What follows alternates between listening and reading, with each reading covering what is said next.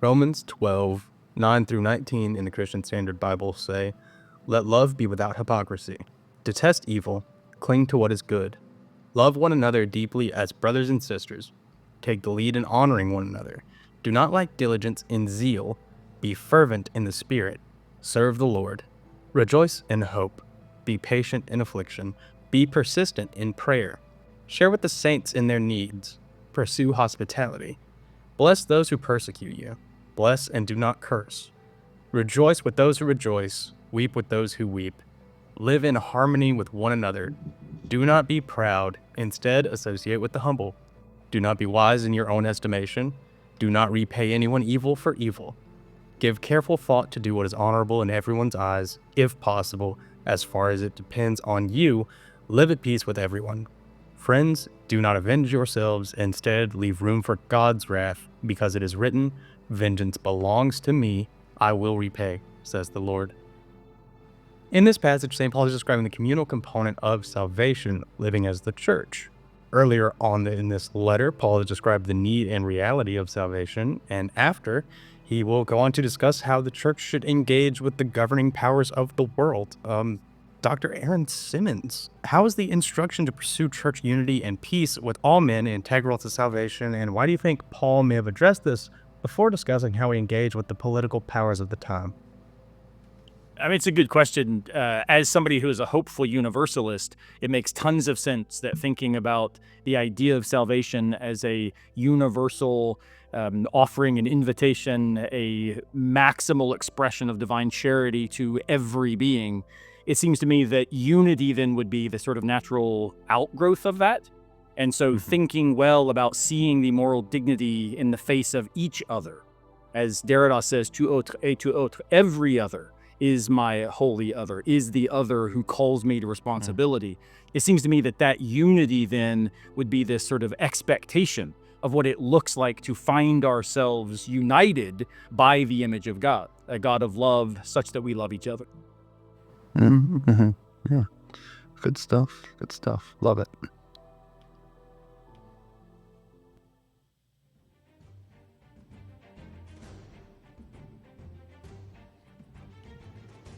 Hey guys, that's quiet. It doesn't want to be loud. Hey guys, welcome to the Whole Church podcast. And yes, that music does mean that this is a round table discussion. It's been a minute since we've had a Whole Church round table. And we're excited because I think only one of our guests here today has been part of a round table before. You may know him.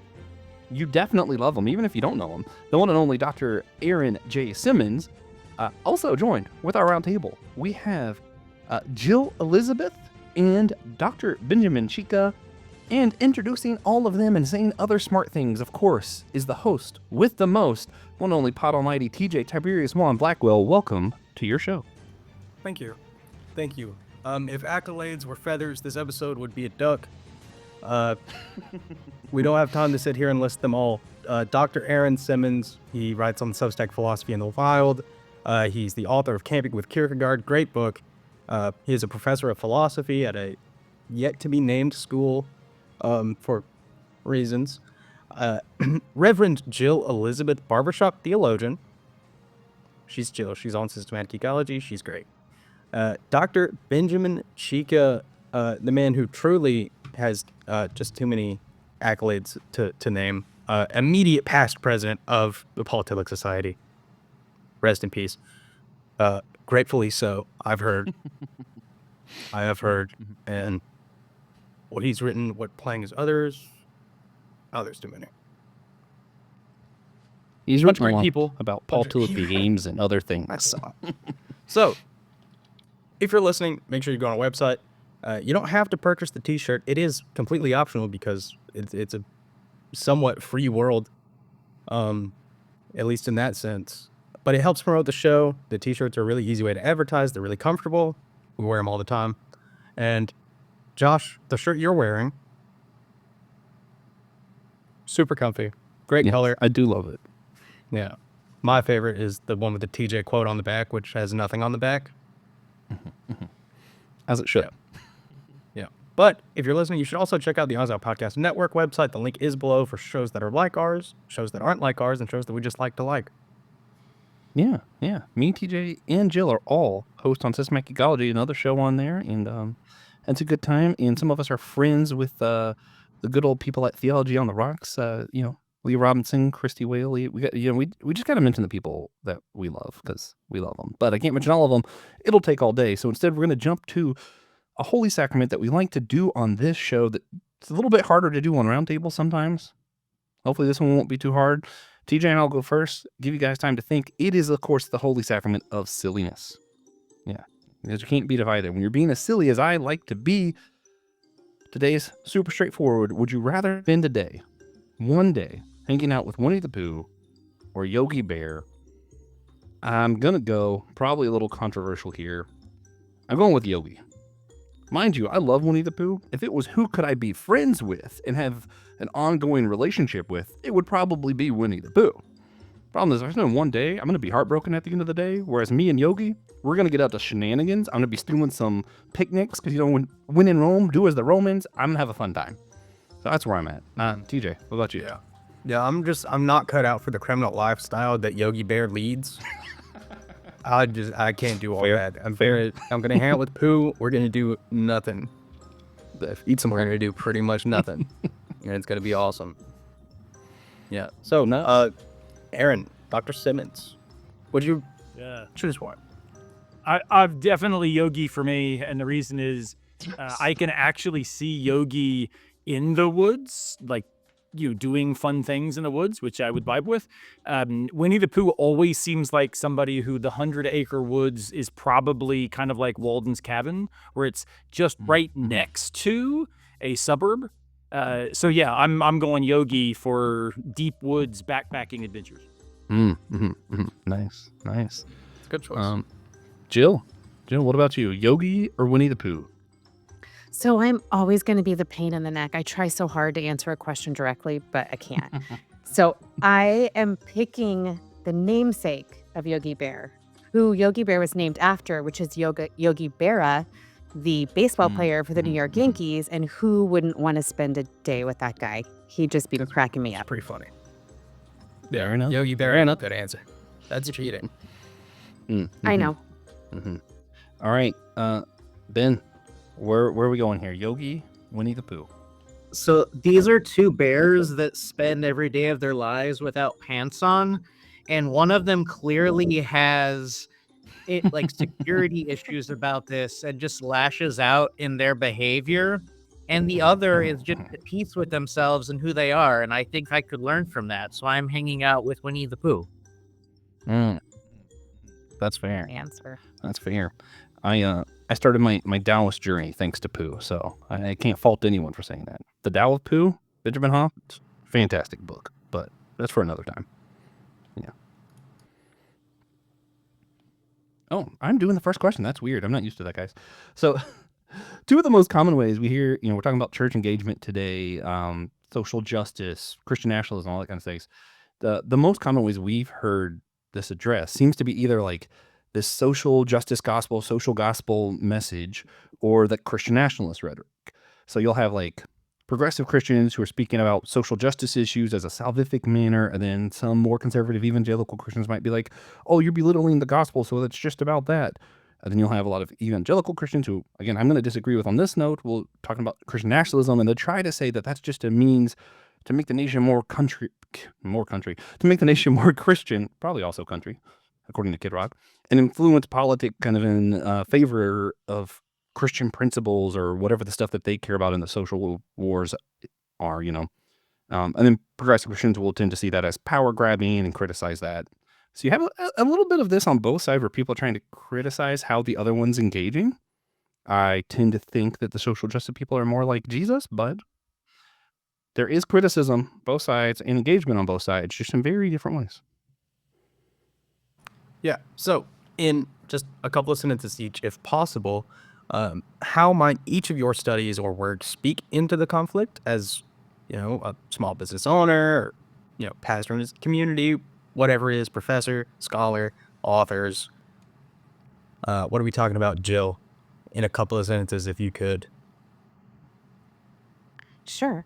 So I can address this not so much as a small business owner, but as a reverend without a flock. So I have stepped away from the Mhm. church, have zero desire to build or pioneer something brand new as far as like church is concerned, but I have a deep desire to love people the way Jesus asked us to love people. And to me, that doesn't just include Christians. It's an interfaith movement. It is across socioeconomic status. Just I try to build tables and invite people to tables as much as I can. That to me feels like the work of Jesus.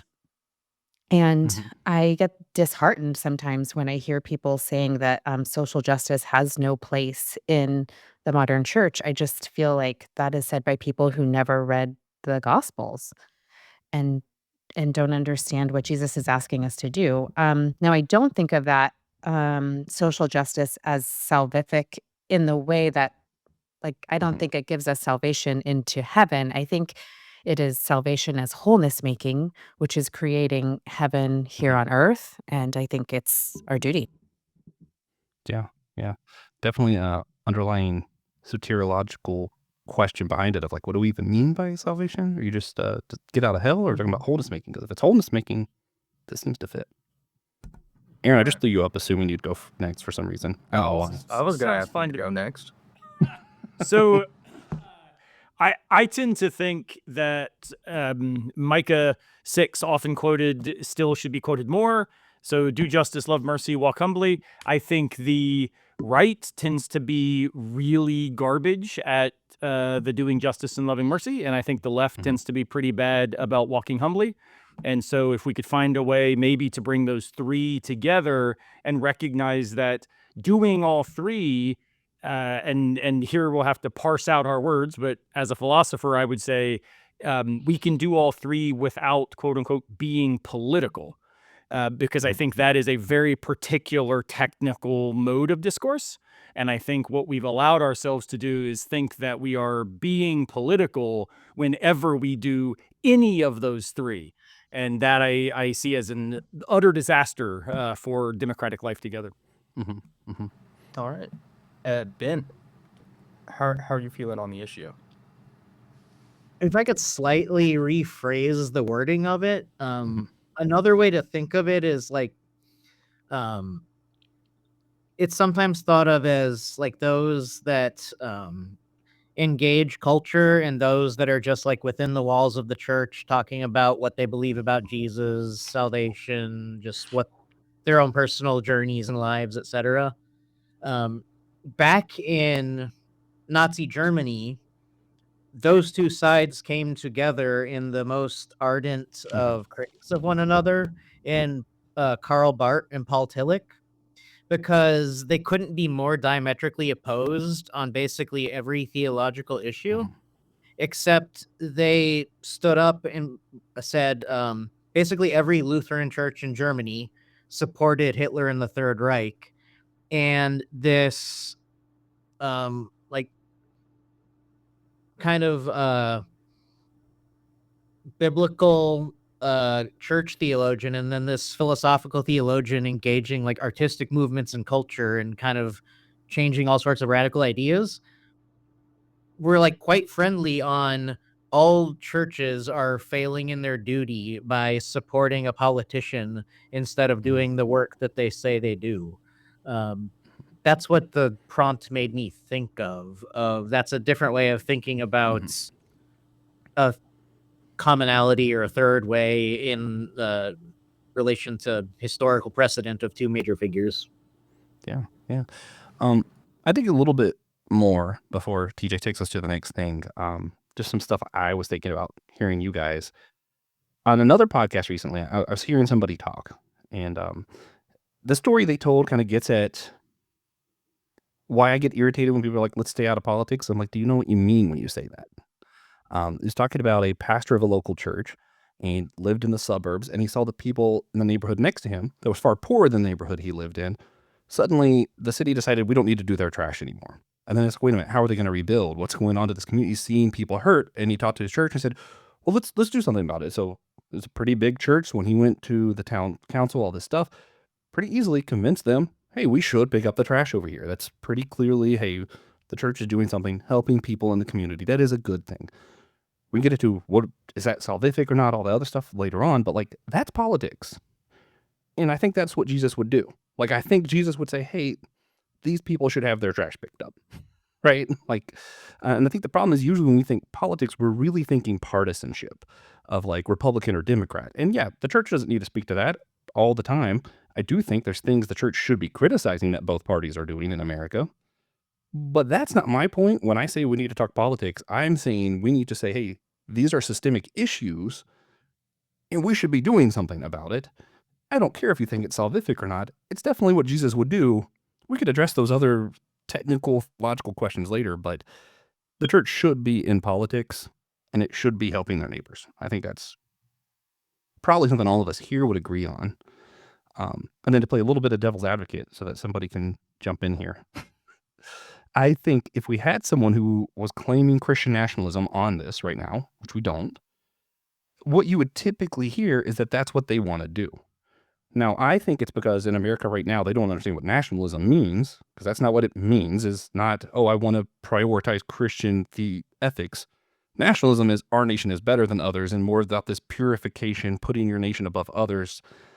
That's power grabbing. That's self-aggrandizing. That's not Christian at all. But what they think they mean when they say Christian nationalist, most people, not all of them, is that, well, I want to see Christian ethics in my politics. And that's going to help everybody because I believe if everyone did the right things under God, that would help them have better lives. So they, in theory, what they think they're doing is still prioritizing this thing in politics that's going to help everybody. I disagree with how they're going about it, but I think that that's what most people who say Christian nationalism are claiming to be doing. I hope. Yeah. At least. Yeah. Yeah. Most people I've encountered. I should say it that way because it's hard for me to know what everybody's saying. But what are y'all's takes on that as far as like when we're defining politics, Christian nationalism, how people are trying to engage with this stuff? Do y'all have anything to add or thoughts for us to ponder? I mean, I don't. I think it's decidedly rarer than I thought it would be to know someone who's really just like a Christian nationalist, because I think it's a minority. It's such a loud one. It's kind of absurd that it's literally everywhere, and I don't know. It is crazy living in South Carolina. How many people who I might classify as Christian nationalists, but would not classify themselves that way. It's weird.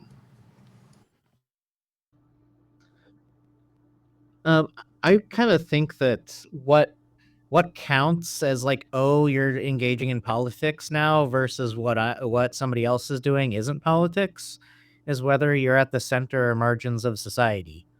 If you're expressing politics, but it's kind of mainstream at the moment, you don't get criticized for playing politics. And if you point out those being like marginalized, and if marginalization doesn't necessarily entail mistreatment, it just makes it really easy to mistreat people who are then marginalized in society. And then the mistreatment can be ignored because they're marginalized, and it becomes this cycle that kind of repeats over and over again. When you point that stuff out, then you're playing politics. But if you just kind of say, oh, well, like we're just like supporting kind of what's currently like, I think of it like a bullseye, and like playing darts. If you're at the center currently, you can be effectively doing politics, but you don't get criticized for it. But then if you're doing something on behalf of the outer regions of the board, the metaphor breaks down because some of the outer regions like score more points, but you get what just rings going out from the center. I think that has a lot to do with it. Yeah. But we have a series on another podcast that we do, systematic ecology, called Primarily Political. And I think that's one of the biggest things I've seen when people talk to me about it is that they were like, I don't think I knew what politics were. Because like we're talking about like the politics in something. So whether it be like Star Wars or something, it's like, wait, that was politics? The Federation and the debate? I'm like, yeah, that was very clearly politics. Or I think we did one. Yes. Well, we did one, I'm pretty sure that this was one of them. But when we talked about My Little Pony, me and Christian, We got on the political stuff because My Little Pony very clearly has, here's how we're going to help all the other ponies. Here's why this mass apple production instead of farming yourself is a bad thing. And I'm like, yeah, that is very clearly politics. You guys just don't think of it as politics because it's become normalized. So I like, that's where I like what Ben said. Yeah. Jill. And can I just Oh. play off of what Ben said using that analogy of the bullseye? Is that if you are the majority, so in this case, for I think the issues we're talking about today, if you're a white cis male in America, Mhm. you don't think that things are political. Oh, but if panel you waves. are, I get it. If you are just a woman, issues that you're talking about are political. Like if you're talking about your own healthcare, that's now a political conversation where you may not be even realizing you're dipping into the political. If you are a Black child going to public school and you're talking about your education, we're into the politics of it now. Yeah, and that's the issue that I have when people usually say, "Oh, don't bring politics into this," is that people are not politics. We're talking about human rights. Mhm. I don't consider human rights a political issue. Right. That's why they're called that. Yeah. Also, But they are. really entertaining if you just take people back a few decades when contraceptions. I'm trying to find PG versions because I know we have a lot of family listeners, but contraceptions were really political at one point. Yeah. A lot of surgeries for men to not have babies have become not as political. That used to be very political, and similar surgeries for women are somehow political, and that's pretty much what they're talking about. Yeah. So I'm going to disagree slightly, but it's not actually disagreeing with anything that's being said, but more of a semantic challenge to the way we're saying it. I grant absolutely, Ben and Jill, you're exactly right. I affirm everything you've just said about what counts as political depends on, well, who's saying it and where you're located. And if you speak from the margins, Mhm. everything you say often gets characterized as dismissible, right? Whereas if you speak from the center, what you're saying just counts as normative because it becomes default, right? However, I was just today in my philosophy class teaching a lovely book by Paul Woodruff called Reverence, Restoring, Renewing a Forgotten Virtue. And he makes the following claim, which I think is right. He says, reverence requires us to maintain a modest sense of the difference between human and divine. If you wish to be reverent, never claim the awful majesty of God in support of your political views. I think that's right. Now, let me explain why I think it's right.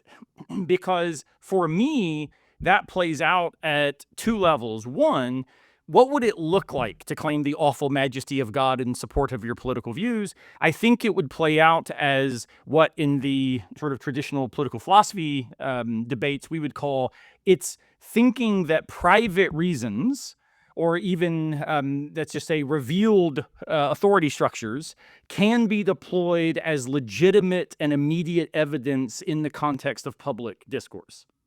I think that's an awful idea. And the reason I think it's an awful idea is not because there is some actual metaphysical distinction between public and private, but because what counts as public and private is itself a political decision about how we understand the hearing of voices. And so part of why I am a defender of public reason is not because I think it is some, natural kind, but because I think it actually acknowledges the reasonable ability for all members of society to engage with each other as reason givers. And what worries me about private reason giving is, though it can cut in favor of marginal voices who've been traditionally excluded, more often than not, it will just allow the default center to remain default and normative. And so if we say, look, use reasons that your interlocutor can recognize as reasons, even if they disagree with you about very big, deep things, then you aren't claiming God to defend your political view. What you're doing is saying, I've got good reasons for this view. Now engage it. And if it turns out that I have also theological support for why I stand here, awesome. Let's have that conversation in the context of a theological discursive community. But the second reason that I would just tweak here, I think we've got to recognize the difference between the political and politics. This is drawing from the theorist Chantal Mouffe. And politics is the thing I think we should avoid in discursive communities that especially are theologically laden. And the reason is because as soon as you allow them to do politics, again, we've now justified Christian nationalism as a legitimate mode of public discourse from behind the pulpit. I think that's a disaster. So what does it mean to do politics? For me, it's a very narrow conception of defending particular policy views as if there is no reasonable defense of a different policy view. And that's where I think our commitments to public reason should cause us to be really wary of saying, if we all agree on the importance of healthcare, especially for those traditionally excluded in our social structure, that is not a politics claim. That, for me, is just a commitment to doing justice. The fact that there might be a free market capitalist and a social democrat differing about the best strategy in public policy for enacting that access to healthcare, I actually think that's a thing that we should be hesitant to wade into as theologically supported.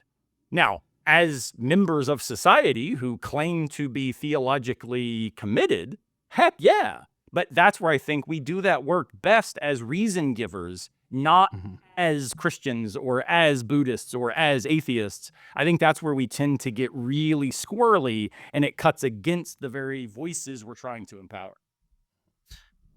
Help me out a little bit. Just to make sure I'm understanding you, because I think I like what you're saying, but I'm like not as smart. So is this similar to if I were talking about the difference of like dogma and virtue, of like, hey, we're following the rule of the law of the Bible as opposed to what's actually the meaning behind it when you're talking about like politics and political? Is that kind of similar? I mean, so I'm sure you're way smarter than me, Josh, but the idea is the political is simply the structure whereby we understand oppositional discourse to define community membership. And Gotcha. Okay. we, of course, should be political. This is the whole church-world dichotomy. This is the idea of an us-them that is not destroy the them, but recognize the them as the ones to care about. This is the 99 leaving them to find the one. So I don't have a problem with the political as a structure of orientation that defines communities such that we can then be ruptured, challenged, contested by the other, and also called to care for those within and those without, right? It's when we go from this political model of communal identity and organizational integrity that we then start saying what it means to be a member of this community, in this case, the church, Christianity, whatever our idea would be.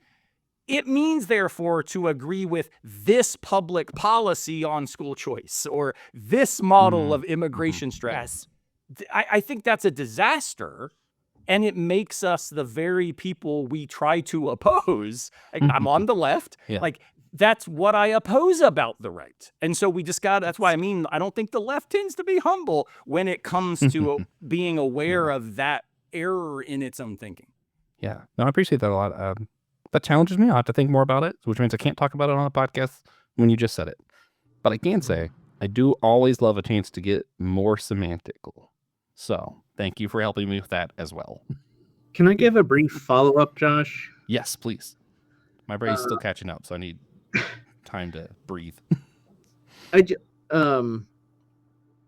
largely agree. Like, what you described, like what it looks like is like Carl Schmitt and political theology that informed the Nazis. And like that's being talked about again. Like political theology went away after the Nazis. And now it's like a thing that people are talking about again.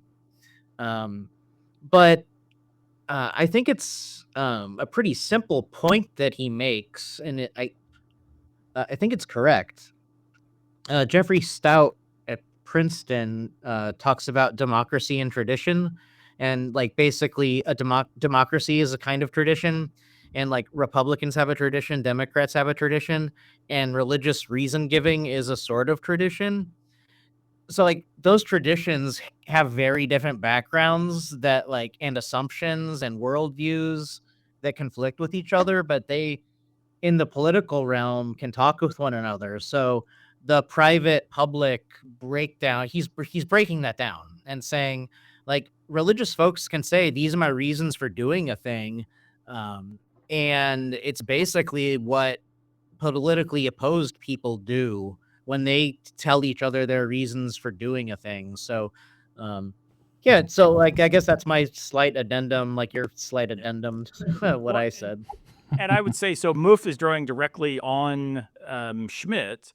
And what I'm suggesting is we can appropriate Schmidt's definitions and reject what he thinks are the consequences of them. It doesn't mean, therefore, the us dominate the them, radically defend dictatorship and authoritarianism. It can be, look, only if we have a them does hospitality make any sense, right? So I'm flipping Schmidt on a Levinasian head that would, of course, make him, gag. But I would say, just as a critique of my own acting like this is obviously the case, not only Stout, but like Nick Wolterstorff, who's one of the best philosophers over the last 50 years, radically disagrees with me on public reason. And this is a view that lots of very, very, very serious political philosophers just say, look, public reason is a tool to reinforce the normative hegemonies that we then ignore as already operative. There is no public reason. There's always someone's reason declared as public. And I am very sympathetic to that critique, and in fact held Wolterstorff's view, which is called consocial impartiality.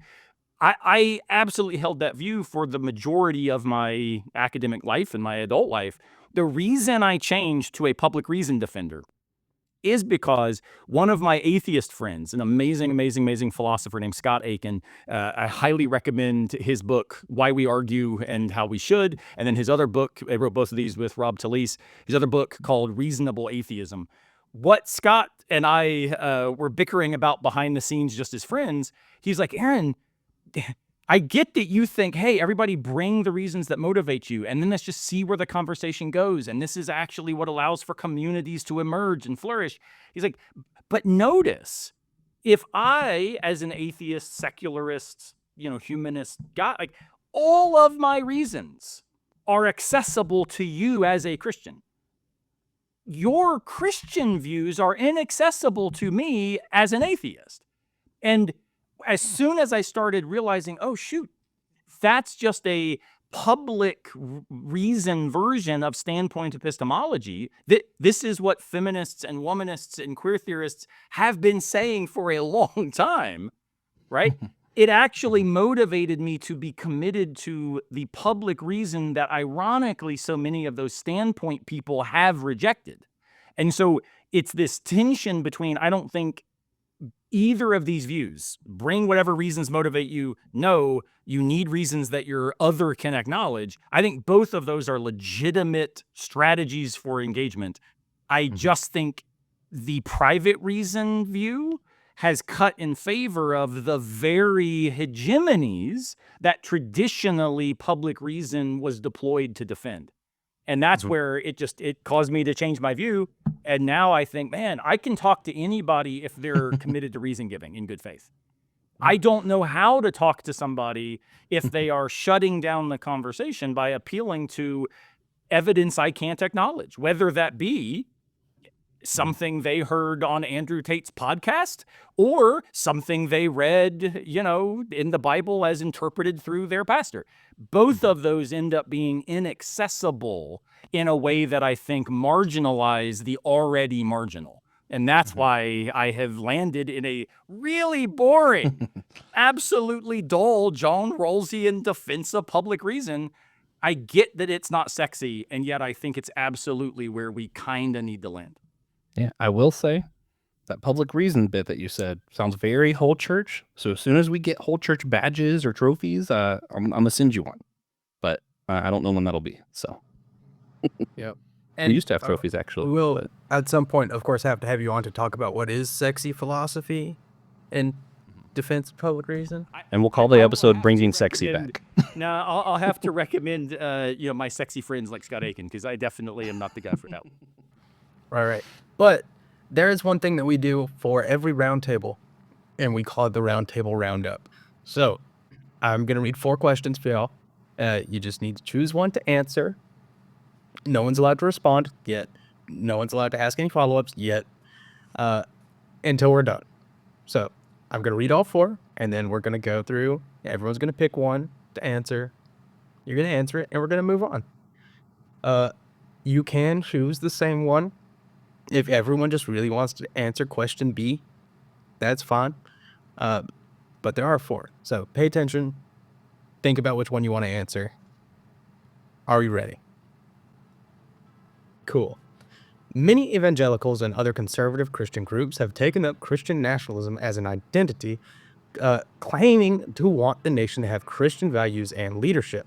Historically, nationalism has had a different meaning. But how might we find a way to appreciate the desire to better one's country and live out the values you care about in how you vote and engage socially, while still critiquing and criticizing the apparent desire for power from those in these groups? Question B is, what might we be able to learn about social justice and prioritizing the gospel message from traditions like those found in liberation theology? C is, what's the difference in pursuing peace and unity and taking the mindset of some who say the church should stay out of politics and avoid conversations about social justice and matters of this world completely? And D is there any overlap in how some who claim to be Christian nationalists and those who prioritize social justice in their orthopraxy and how they engage culture, politics, culture war conflicts, and the voting booth? So, I'm now going to start with Ben, Dr. Benjamin Chica. Which one of these would you like to answer? I am answering the last one. Okay. So, D, do you want me to read it again? No, I'm good. Cool. Can we read it again for listeners who might not remember them all and don't have the outline? That's a good point. So, Okay. Is there any overlap in how some who claim to be Christian nationalists and those who prioritize social justice in their orthopraxy in how they engage culture, politics, cultural war conflicts, and the voting booth? Go. So yes, there's relying on my Paul Tillich scholarship. There's a really great book called "The Religion of White Supremacy in the United States" by Eric Weed, and Tillich has this concept of faith as ultimate concern, and it kind of functions. I tell my students it functions like a lie detector test. So you can claim to believe these things and what they mean for your life, but the way you behave sort of reveals what's actually ultimate to you, because if something's actually ultimate, it's unconditional, whereas other things are conditional in your life. If it's conditional, I'll do it if you do something for me, or I'll get to it if I have time. But if it's unconditional, those qualifications are no longer in place. And he gives a really good analysis of like not just modern politics and like when did it come out? I have it on a tab. It came out during like the heart of the Black Lives Matter protests, I believe. Yeah, or just before, as they were erupting in before 2020.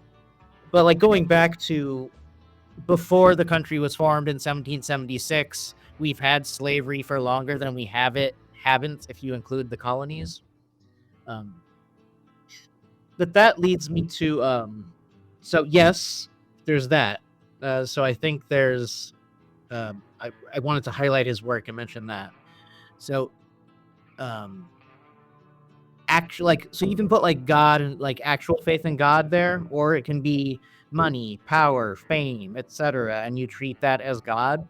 But there's something that actually relates to what we were just talking about, which is there's a distressing lack of this on both kind of conservative and liberal theologians, which is philosophical theology. In my interpretation, a big feature of it is fallibilism. So it's philosophical theology, not just theology, because it's not dogmatic, it's fallible. You open it up to philosophical questioning. So the thing about bringing religious reasoning to the fore is that nothing is actually private. If you mean it seriously, it should be open to anybody who's got serious questions about it.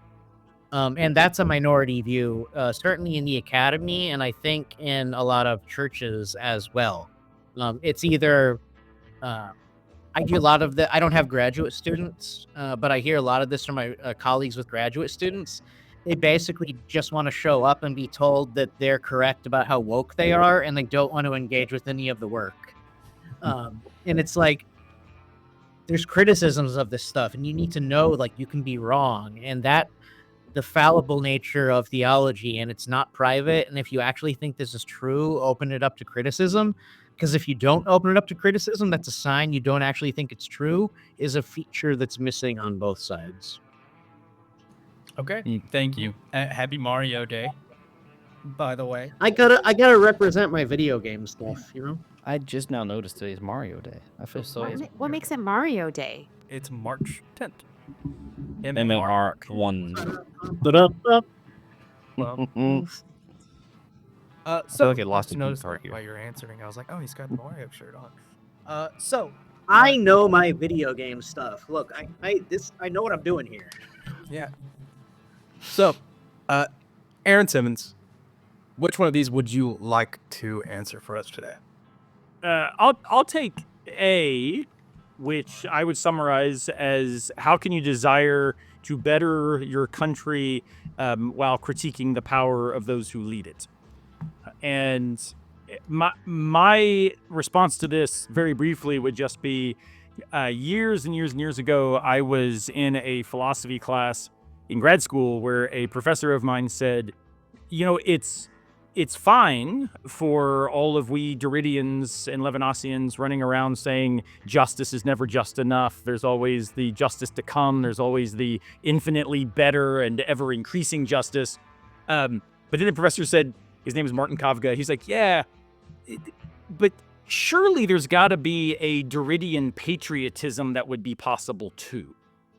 And that was the end of the conversation. We didn't explore what that meant or how that would get unpacked. But here's why I think that's right. As I said earlier about hospitality, this is a Derridian lesson. The only way that you can model hospitality is if you have a place into which you are inviting someone to come. And I think that one of the great hallmarks of why we would be patriotic about the legacy or ideal of the democratic conception of the United States is the radical hospitality that defines at least our founding narratives of how we make sense of who we are.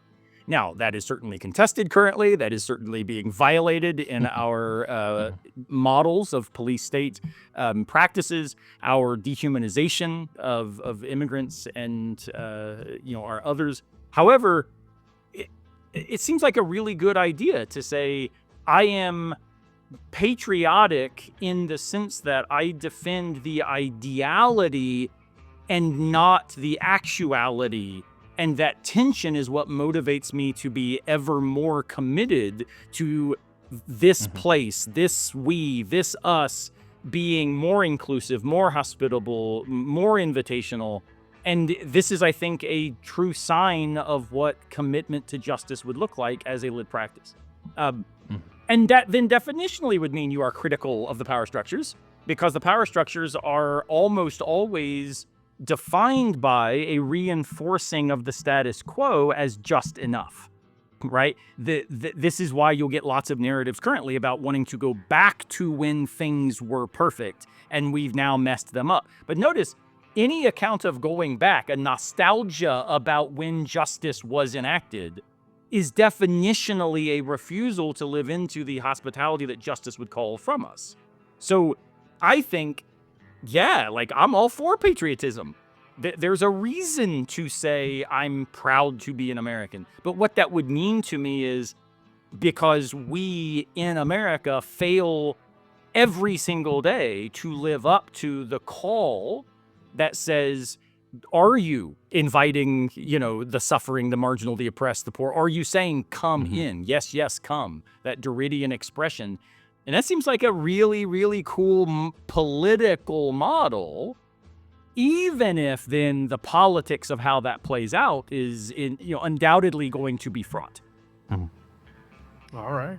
So, last, most certainly not least, the one and Well, only. TJ, you and I Marcus. got to play too, Since when? Since always. We've always played. Are you sure? I don't think Yes. so, but that's fine with me. Well, then we'll make Josh go last anyway, because I already started introducing her. Jill, Reverend Jill Elizabeth. Which one of these would you like to answer? I will take B, which was what might we be able to learn about social justice and prioritizing the gospel message from traditions like those found in liberation theology. So I was thinking of a quote from, I gotta call my notes back, a liberation theologian from early 1900s. His name is Dom Helder Camara, and he was a Brazilian priest. And he said, when I feed the poor, everybody calls me a saint. When I ask, why are the poor hungry? The line switches and everybody wants to know I'm a communist. And I think about this all the time in our answer to the call to do what Jesus said when he asked us to take care of the least of these. And where the church recognizes, okay, that's good. Yeah, we definitely want to give our money to feed the poor. We definitely want to give our money to help the unhoused. But it's like whenever you take it to the next step of like, how about we talk about those systems that have allowed those people to end up in the situation they are? That's when it gets called not politics, but political, right? Or I guess it gets called politics, but what we're actually doing is being political, to talk about what Aaron pointed out earlier. And I just think the message of Jesus is so clear.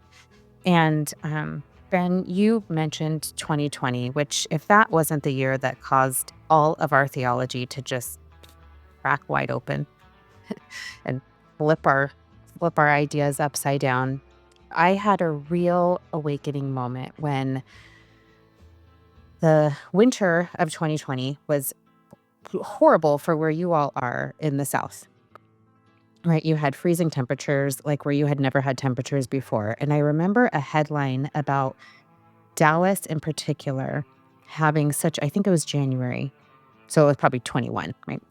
Of this horrible winter where so many unhoused people, sorry, I just get emotional when I think about it because it angers me so much, were dying on the streets. It was like a record number of people died. And then I also remembered the mega churches that I had visited in Dallas that had, oh my gosh, saltwater tanks in their foyers.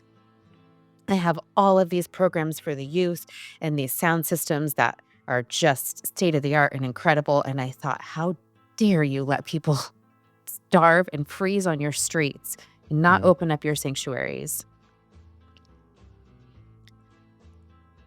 And at the same time, I remember having a conversation with someone in my barbershop, because I am a barbershop theologian after all. I care deeply about every person who walks in my doors, and I always want to engage in conversations with them, mostly to find out what they need and how I can help their lives, but also to get perspectives. And there was a Catholic woman who was in, her son was getting his haircut, and we were having a discussion sort of about this, about me saying like, this moment, what the church is doing 2020 in the context of Black Lives Matter, in the context of immigration, in the context of feeding and clothing the unhoused was infuriating me. And she said, I just feel like our job is to go to church and like leave all this social justice crap out of it. I just think we're called to tithe, and we should just hope that our money goes in the right place and take care of our own families. And I love this woman and I love her family, but I just did not see Jesus as she was speaking. And I said a prayer right then and there, like, Lord, let me be a Christian who sits with the least of these, does everything I can to feed and house and clothe and befriend those on the margins, and not do it in a way that isn't humble, but do it in a way that says, I'm over here where Jesus asked me to be, and if you want to come join me, it's a great big table. It's also a table with really good food and really fun people. You come hang out with me, or you can keep doing what you want to do over there. Right. So Yeah, that's it. for now, For now. Josh, do you want to go or do you want me to go? You can go last if you want. I'll go because mine kind of builds off of Jill's. Even though I'm answering a different question. So I'm going to take C. What's the difference in pursuing peace and unity and taking the mindset of those who say churches stay out of politics, which written before Aaron said anything, so I'll rephrase it, stay out of the political and avoid conversations about social justice and matters of this world completely. Yeah, there are a lot of people who are like, oh yeah, just like what Jill's talking about. Just keep the social justice stuff out of church. Preach Christ alone. That's a famous phrase from something. Okay, anyway. There are a lot of stuff along those lines of like, let's just make it about spiritual stuff and act like this physical world doesn't matter. And as someone who was raised Pentecostal, hopeful universalist like Aaron, I like all this, like, hey, yeah, future, two kingdoms, God's world. Yeah, like, I love it. I am about the spiritual. But I don't think you can separate that from the physical. And what I see, and I think the Bible says, be at peace with all men, unity. I'm going to pull a little bit from Taoism here. And like, I think it's more like that idea of harmony. And when you're seeing a church on a street and there's a bunch of homeless people who are hungry, starving, whatever, and that church clearly has plenty of money, the people who aren't part of that church see that. You are not at peace with them. They are going to hold resentment against that church, right? Like, to be at peace with the best men also ties into feed your neighbor, care about those who are less fortunate than you, all of that stuff. And even politically, if you're not saying anything about those who are marginalized in the U.S. being mistreated, you're not saying anything about those who are dying in the Middle East right now, anything about how our transgender neighbors are being treated,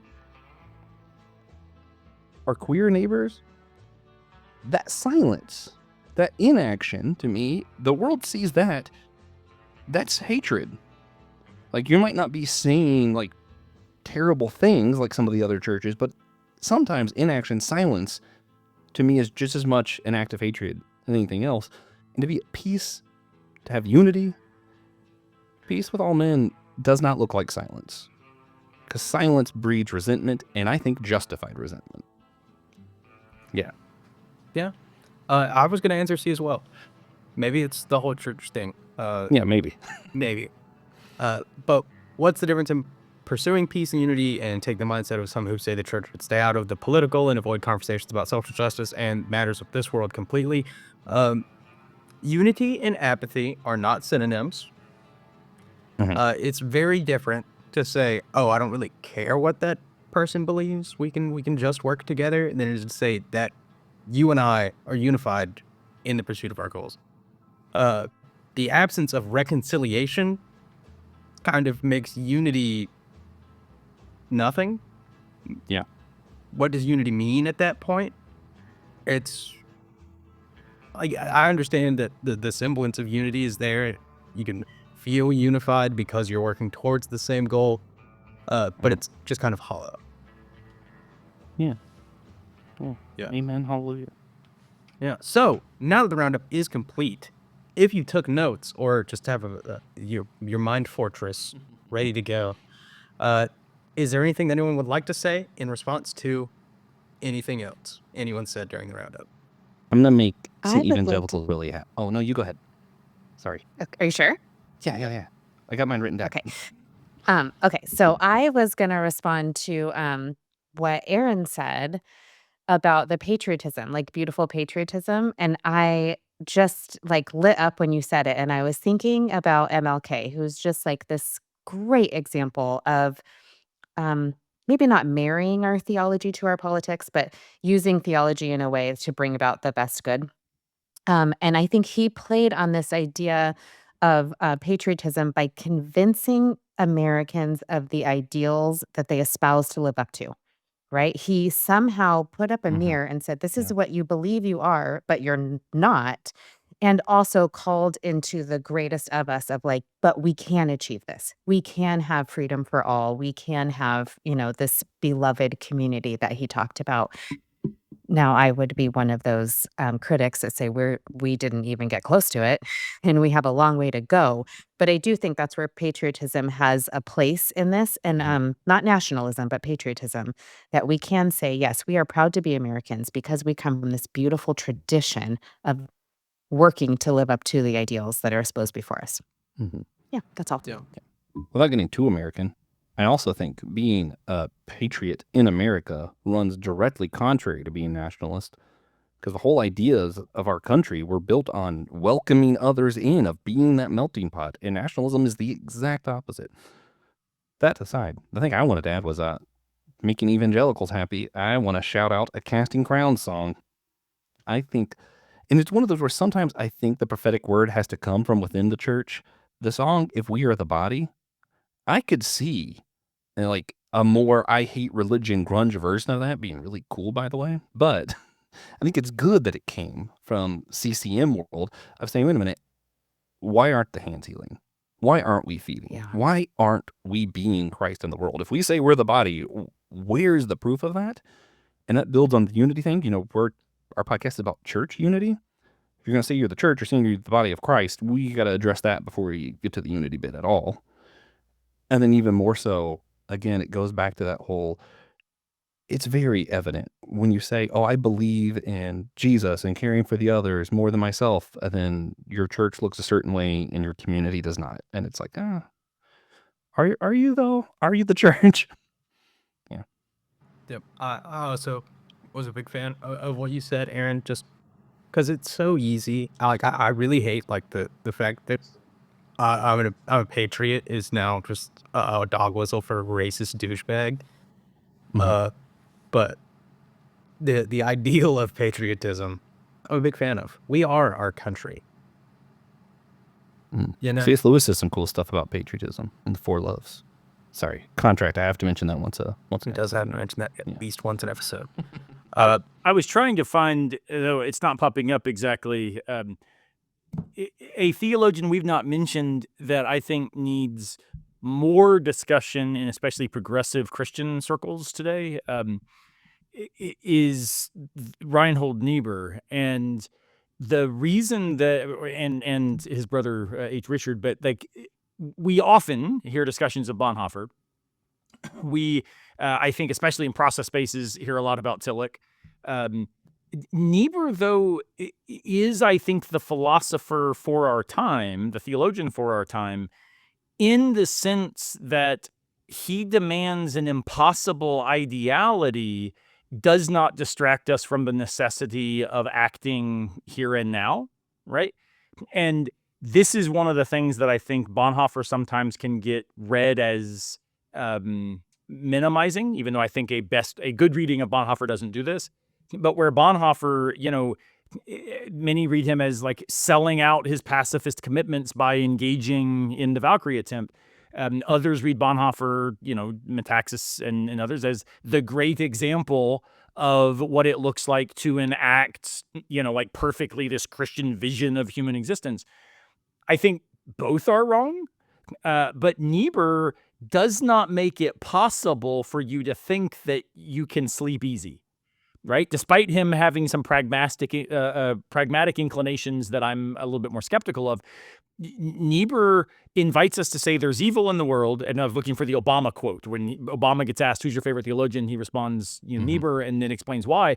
And in fact, his account of Niebuhr was used by the Niebuhr Society for a long time as like the best intro to Niebuhrian theology. But can you imagine today a sophisticated account of a theologian coming from the upper echelons of American governance, right? I can't. And so the sheer idea that impossible ideals cultivate the necessity of practical action that then motivates the requirement for us to be self-critical about the failure of our own action, right? And that's what I think MLK did beautifully. I think we see a lot of this in James Cone. I think we see a lot of this in Emily Towns, right? Like there's a whole tradition of thinkers who understand what it looks like to be Christian is not yet to be Christian enough, right? And it's not in a perfectionist way, but in a Christian realist way. I mean, this is why Soren Kierkegaard, when asked basically, are you a Christian? He says, no, but I'm trying to become one. And that ideal is what I also would say, like, are you an American? Well, no, but I'm striving to be one. Like, in that sense, notice what a cool and sexy version. Like, we are all immigrants, right? None of us are American, because to be an American is to misunderstand what it means. Like, the whole point is we're striving ever toward. We're striving to be Democrats. We're striving to be, Christians. We're striving to be Americans, not as not that other thing, but insofar as justice constantly demands the embrace of an impossible ideality that cannot stifle the necessity of practical action here and now, but it also then requires that humility on the backside. So, hey, watch yourself. You think you got this figured out? Now you've lost it. Now you've jumped ship. And that's what's so cool when Martin Luther King says, I have a dream. Like, it's so slick how he does this, because what he describes is a literal impossibility in the legal and social and political context in which he's speaking. He's articulating an impossible demand, but he's also necessitating a practical mode of engagement and action where we find ourselves. And had he not declared that impossibility, then it couldn't have been possible, right? So the whole idea is only by saying yes to that which is not yet, can that which is not yet impinge upon whatever we now do. And for me, that eschatological draw is something that, man, I wish a lot more pastors would step up and be Niebers today. Yeah. That brings me to kind of an etymological joke, semantic joke inside joke between me and one of my other good friends is we often say we want to be American, but not Americans. There's a story behind that. Short version is when I was in Charleston, I walked in on a terrible conversation of a man cussing a cashier out, and the last bit of it was, "It's not America, it's the America." Literally, someone said that, and forever now, there is a difference in my mind between an American and an American. Yeah, but I want to go ahead and, move on to the next question.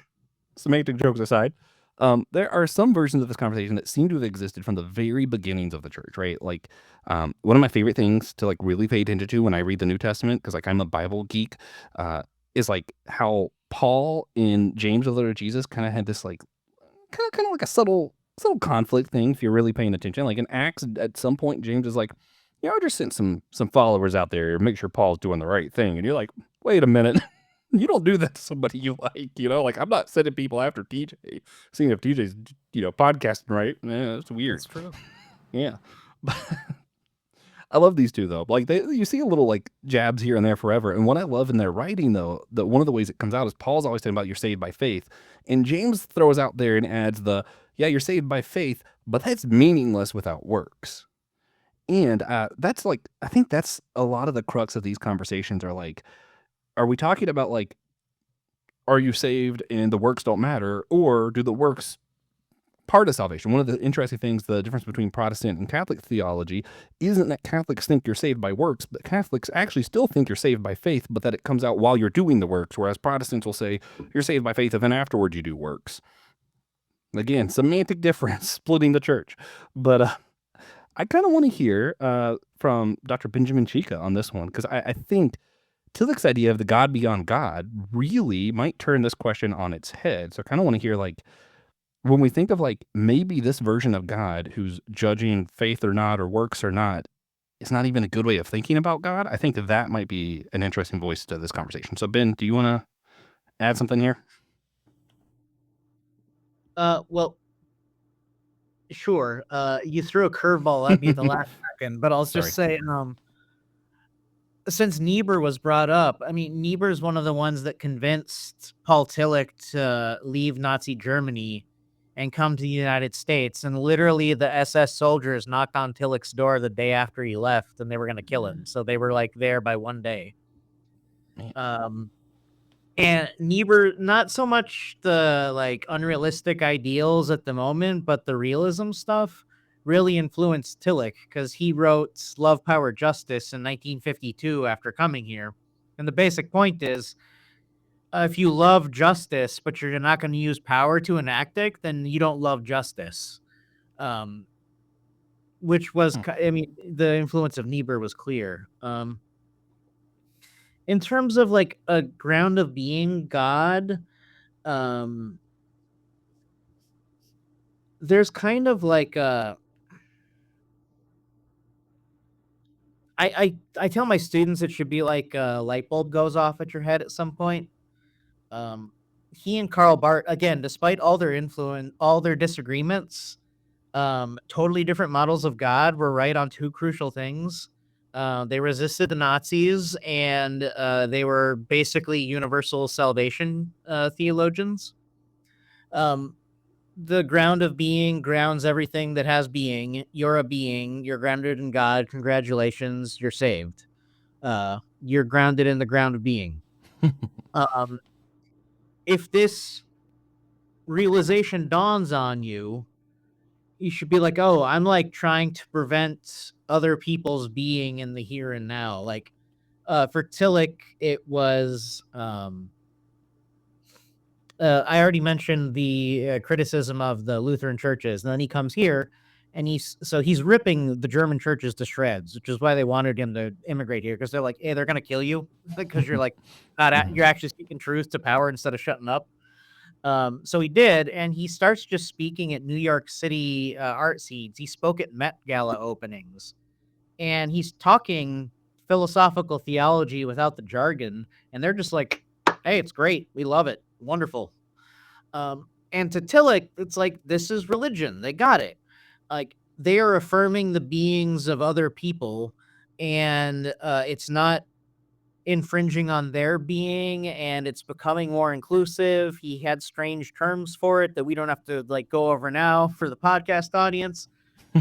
But it creates both a wider circle that's also deeper, because it's more people, and more people in the group are included versus less included. And there's an awareness of like, oh, like I was excluded once, and now I'm included, and my being matters, and somebody said that for me.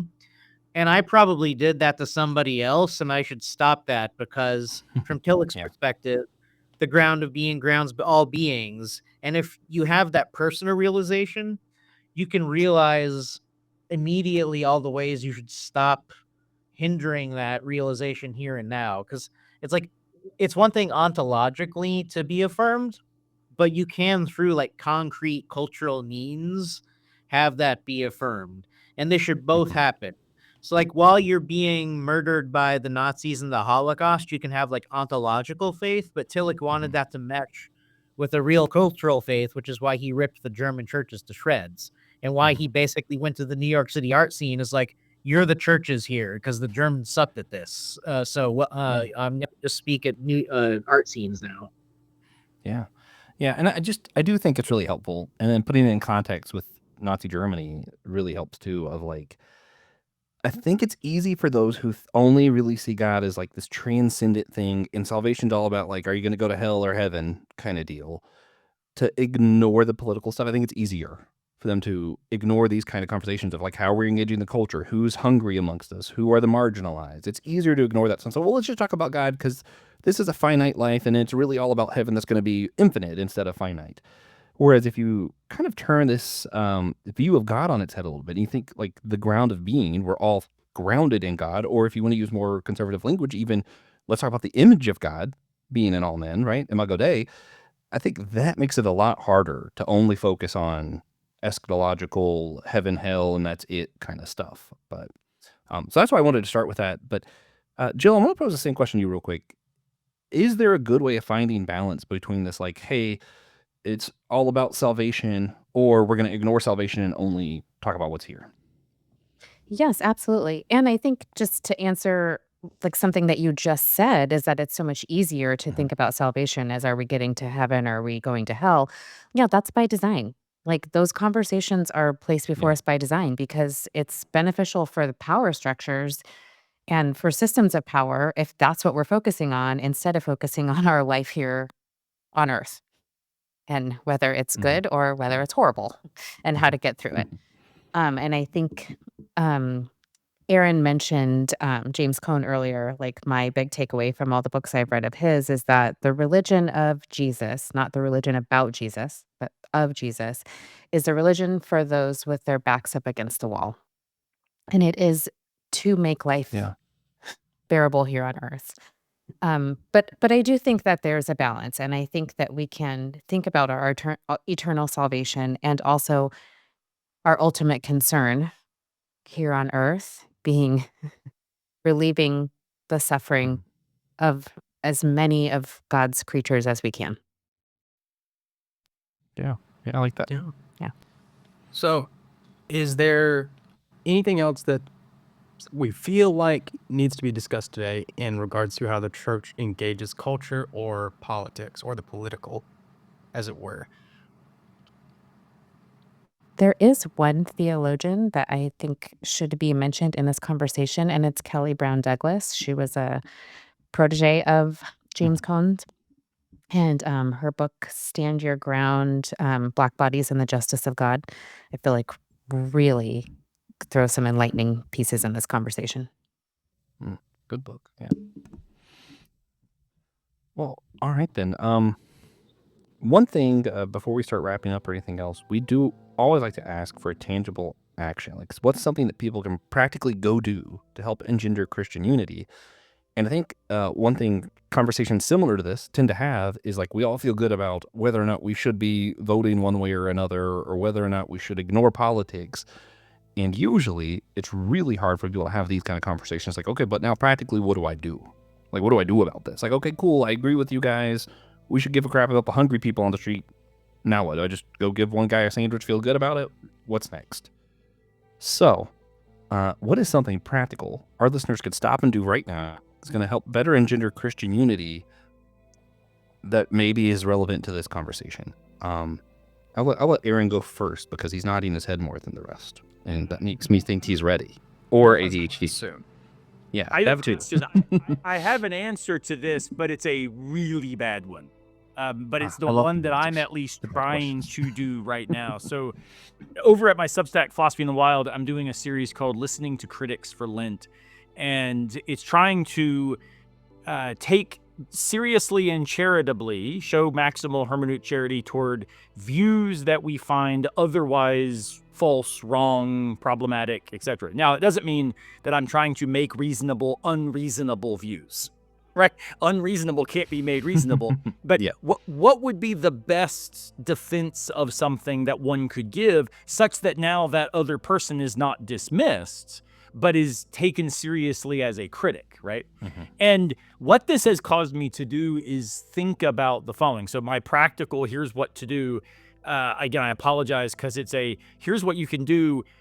Do the following thought experiment, which is such a cop-out. It's so Perfect. abstract Love it. philosophy. Here's the thought experiment.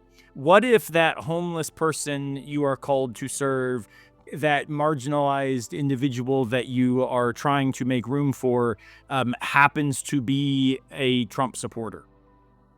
How then do, man, like, so I am really struggling with this because I think, and this is a view again, I'm sorry, y'all, hopefully all the hate gets directed towards you and not toward me, but I think it was reasonable, not right, not virtuous, but reasonable to support Trump in 2016. I do not think there was any reasonable way to support Trump in 2024. So if one remains a Trump supporter, I almost always will declare then, well, that's an unreasonable member of social discourse. Mhm. But what then if the person who is that now I'm declaring unreasonable person is the very person I am called most deeply, most desperately to see and cede place to in the context of my Christian identity? And I don't have a good answer for that. So there's my thought experiment challenge, because it's currently wrecking me in the context of my own listening to critics Lenten practice. Yeah. But struggling with questions together, I feel like it's pretty unifying sometimes. Like when we all want to know what happens next in that show. You know what I'm talking about. Yeah. Mm-hmm. Yeah. But Jill, I'll throw it to you next. What do you think, as far as like practical action that people could do help better engender the unity in the church along the lines of kind of the stuff that we've been talking about today? Yeah, the advice I always give to people is find the thing that lights up your heart. Like, where do you want to seek justice and mercy? And it's different for everyone. There's no criticizing. Like, if you just love animals and you want to work with the Humane Society, and that's your service to the world, like, do it. Just take the next action step. Join in a community that's doing it. I will say I'm not a big fan of starting things. There are already so many groups and organizations and communities seeking justice. So, again, find the thing that lights up you. If it's making sure there's healthy lunches in schools, great. If it's making sure that young students have an opportunity to read at the library, and so you donate your time that way, great. Whatever it is, find a community that is working to seek justice in the area that you want, and just take the step to join them. I think Michelle did enough to put healthy lunches in my schools. But I do understand. Yeah, it's a real issue in my public school system, my group. That's why that one always comes up for me. Ben, did you want to add any practical actions for everybody? Yes, I maybe had a worse answer than Aaron, and I was just gonna give like the easy plug of like, and I do mean it though. So like, I'm wearing my video game shirt. I write and speak about video games. PAX East is coming up this month. It's a huge video game convention in Boston. I'm on a panel with Taylor Thomas, who TJ and Josh know. Go out and just speak to people, not about like why your religion matters, but just get to know them and realize you have common values.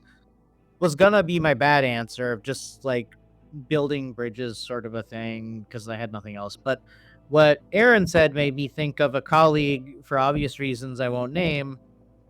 I heard give a talk at a conference about the 12-step program and his theological take on it personally from going through it. And he basically spends most of his life now hugging MAGA folks, also going through the program, and he loves them dearly because they're helping him.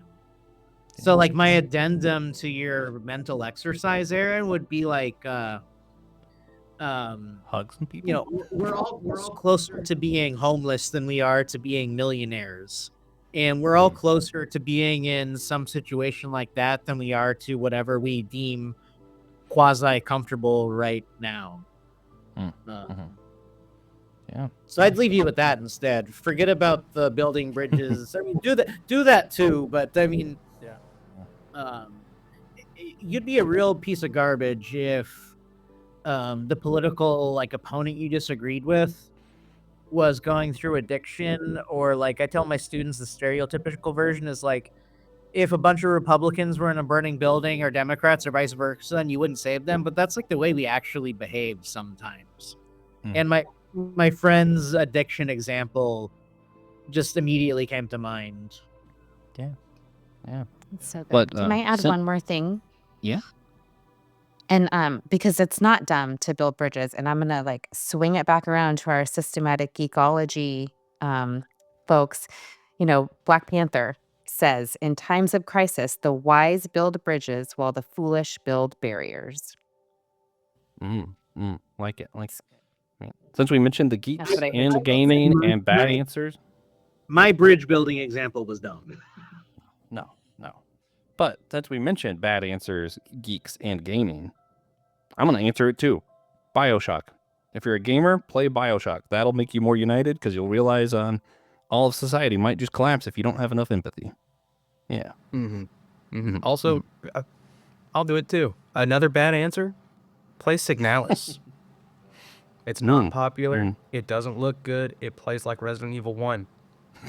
But Like it's this, great this just message. became recommendation for our Yeah, gamers. yeah, that's what we're doing now. But typically, I would ask all of us what changes in the world if we take our advice. I'm gonna go ahead and say the church would unify, cover all of these bases. That's our hope. Well, and in unifying, I think we'll see more hungry fed, more homeless homed, and more copies of Bioshock bought. Yeah.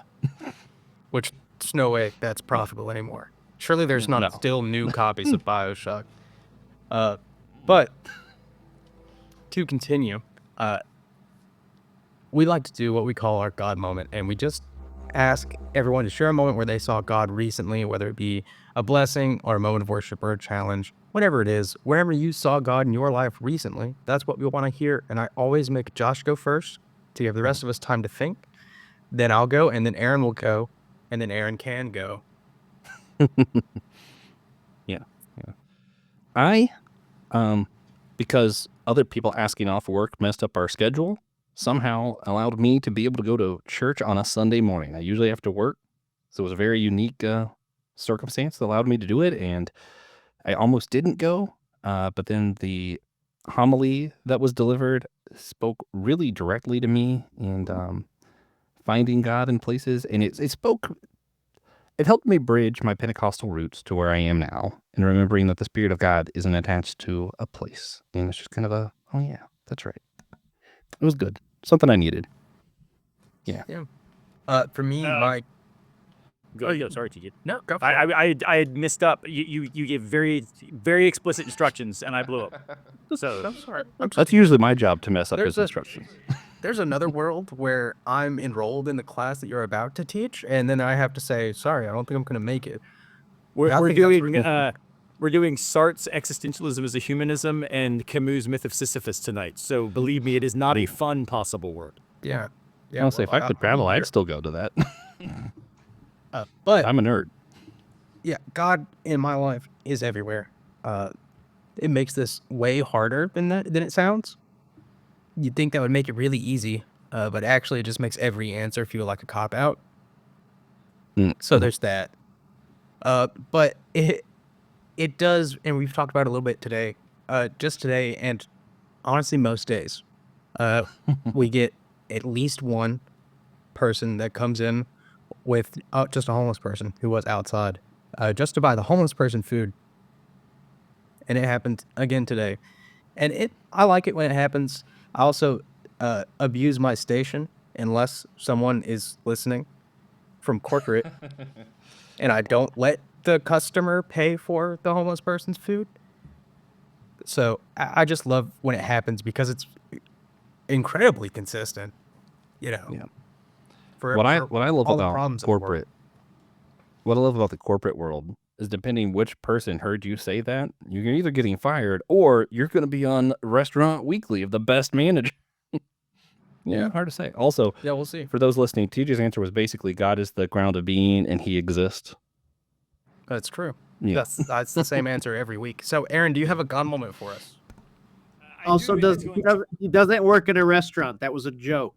Is there anybody in the What restaurant? Perfect, Ben.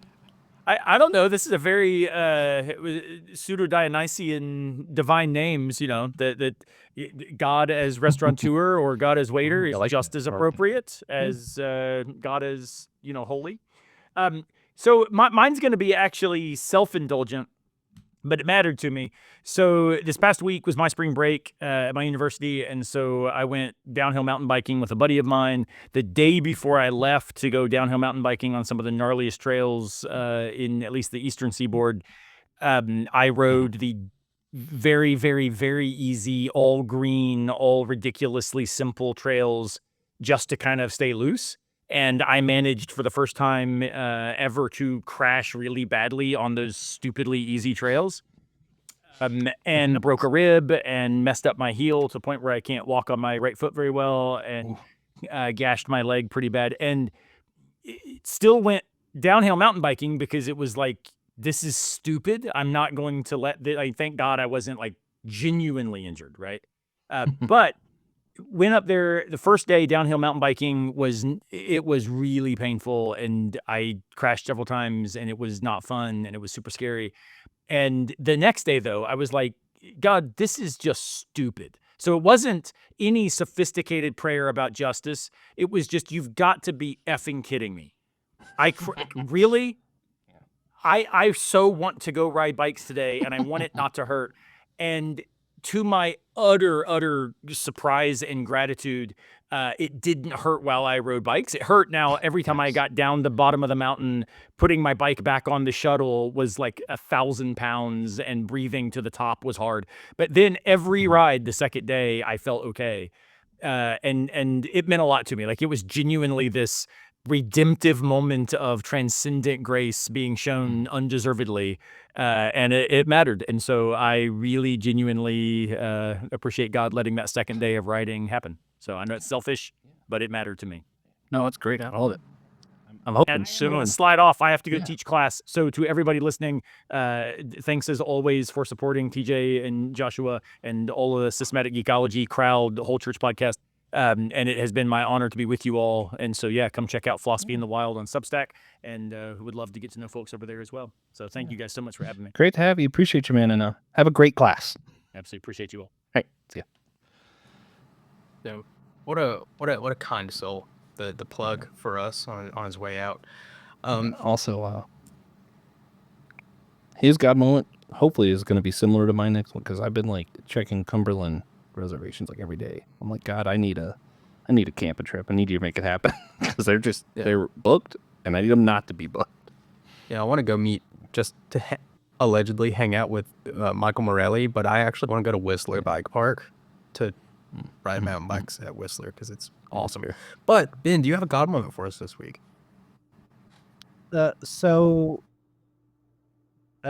Josh was correct. Your answer, TJ, was very Talikian, and as will mine be. Which is, it's a bad question. It's like, where is God? Well, it's kind of technically in everything. So, where is God in all things that have being? So, what do you want me to pick from? But I do think of one of my main mentor, Robert Neville, published a book of sermons from like an extreme Talikian angle, and they just sing beautifully. And it's like, if God is in all beings, things like love thy neighbor and love thy enemy are not just nice sayings. They're like metaphysical challenges that are also like true from that perspective. So, like, I'm against the war in Iran, but, you know, the Ayatollah has been a problem for a while, but doesn't deserve to be murdered. You know, like, there's going to be a power, just like George W. Bush created a power vacuum that ISIS filled, but you need to love ISIS. It really throws a wrench into the ease with which we engage in these international struggles with quote unquote obvious enemies. So obvious enemies will be my example, and that you can see God in them. I like that. So that's a good one. So, no pressure, Jill. Round us out. Give us the best God moment. That's so good, Ben. Obvious enemies. My friends Jeremy and Jessica Courtney have been living in Iraq and Syria for the last, oh gosh, maybe 15 years. If you don't know their work, like, check out Jeremy's book. Is fantastic about loving ISIS. God moment for me. I am currently in Sedona, Arizona, celebrating my 20th wedding anniversary. Nice. And yeah, while my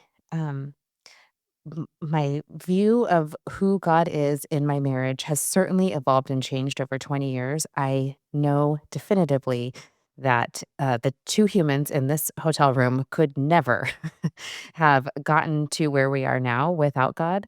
But to Benjamin's point, like, duh, well, God's in everything. And I don't think my life is prescriptive by any means, but I just, me leaning into my faith and into God has brought me such sweet reward in this 20 years of getting to practice being a human with someone else. Yeah, that's awesome. 20 years ago, I was 6. Small difference. I remember when you were like 7 or 8, so that's He's still knew weird me to since me. I was about their age. But if you are you booing me for being 6 years old at one point, Ben, or for me being only For being 20 so years young. ago? Yeah. Or being a baby. Hey, I'm gonna do a weird recommendation thing here too, because we did not have with us someone almost made it, Reverend Shana Watson, who preaches at an Anglican church in DC, Washington, DC, so Trinity Anglican Church. They do awesome things, like they're a multi-ethnic, multinational church there in DC. They do so many good things for the community there. So it would have been cool to have her. Since she wasn't here, I just want to recommend people look up Shana, see what their church is doing, because that might be a God moment. It'll just make you feel good to know, hey, someone in DC is doing good stuff for other humans. Yeah. Yeah. Them and the commissioner of the Smithsonian.